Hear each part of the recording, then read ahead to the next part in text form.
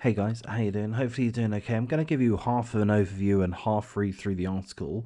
There is a link in the description. It is a tragedy.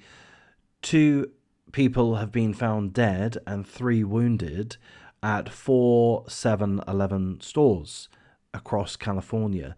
It's believed that there is a lone gunman, and there are these pictures here.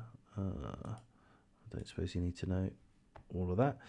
There are these pictures here of the suspect who's believed to have been responsible for at least three of the robberies. So seemingly, the suspect, the gunman, went from one store to the next, each of them 7-Eleven stores, and this happened on July the 11th, which is also known as 7-Eleven. So we don't know for sure that the fact that these four robberies, which led to two people dying and three people being wounded, we don't know if these four robberies were related to the fact that this happened on the 11th of July. But I would imagine it is related, and one of the officers says there's no way that it could be a coincidence of it being 7-Eleven July the 11th. So we would think that this is perhaps somebody who has, for whatever reason, is particularly disgruntled with the franchise of 7-Eleven. So there were four robberies at four different convenience stores, and the locations of them are Riverside, Santa Ana, Brea, and La Habra. And again, it is believed that the lone gunman drove from one store to the next, attempted a robbery in a very similar style, a very similar approach at each premises, and in some cases that's led to some people being shot and killed. In the Riverside case, the gunman robbed the clerk and brandished a gun, then turned the weapon on a customer, opened fire, and fled. Police believe the clerk handed over cash from the register. It doesn't appear to be any reason that the suspect shot the customer. It sounds like the clerk gave him whatever he asked for. So seemingly this gunman is an out-and-out murderer. He just decided to kill a customer at the Riverside branch of 7-Eleven in California, Southern California, I believe it mentioned. Southern California. So, of course, condolences to all of the victims and the families of the victims. Absolutely dreadful. The second shooting occurred around 3:20 a.m., about 24 miles or 39 kilometers away in Santa Ana. So that's quite a drive, isn't it? I mean, okay, there's not going to be much traffic around at that time, but that's quite a drive. And again, specifically to a 7-Eleven. Officers responding to reported gunfire at a 7-Eleven in that city, Santa Ana, found a man dead in the parking lot with one gunshot wound in his upper torso. The violence appeared to include a robbery. Was that an employee? Was that another customer? At this moment, we don't believe he was an employee. We don't really know what he was doing there in a parking lot, if he was a potential customer or just walking by. It just seems like this guy is just fucking randomly killing people. It's not a part of the robbery. It's after the robberies, or it's...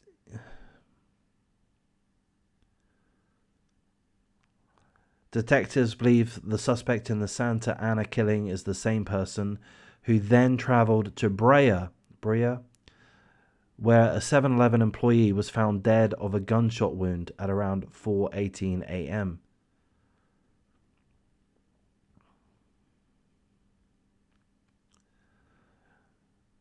And again, it says that it appears to be a robbery that turned into a homicide. I mean, but, you know, in the first case, Riverside, we're told that it's believed that the clerk gave this robber, psycho, murderer exactly what they wanted. So, you know, it wasn't for punishment or anything like that because of, you know, not lack of cooperation. Less than an hour later, officers in neighbouring Le Havre were sent to a reported robbery at a 7-Eleven store. They discovered 2 gunshot victims around 4:55 a.m. The gunman had fled. The authorities haven't disclosed the victims' conditions, so we know that 2 people have died, 3 have been injured, but we don't know the conditions of those. I mean, here in Le Havre, 2 people were shot. We don't know if there were serious shootings. I would imagine that they are. He's already the robber murderer has already killed 2 other people. You know, he's shooting to kill. So I would imagine that they are seriously injured. So wow, this is absolutely shocking, absolutely disgusting.